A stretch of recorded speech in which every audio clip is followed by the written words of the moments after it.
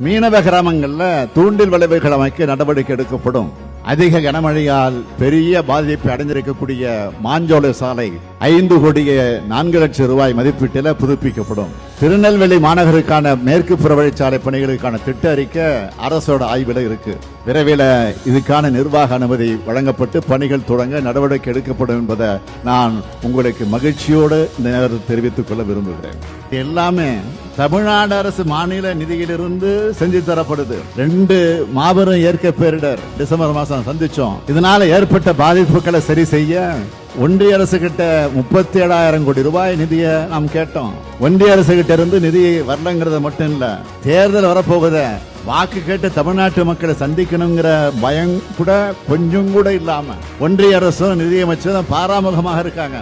நாம இதை கேட்ட என்ன சொல்றாங்க, உங்ககிட்ட சாதுரியம் இருந்தா நீங்க சாதிச்சுக்கலாமே அப்படின்னு ரொம்ப ஆணவமா அவர் பேட்டி அளிக்கிறாரு. எங்க கிட்ட சாதுரியம் இருக்கிறதுனாலதான் இந்தியாவோட தலைசிறந்த மாநிலமா தமிழ்நாட்டை மாத்தி காட்டி இருக்கிறோம்.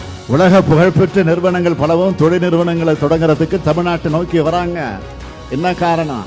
எங்களுடைய வளர்ச்சியை பார்த்து தானே வராங்க.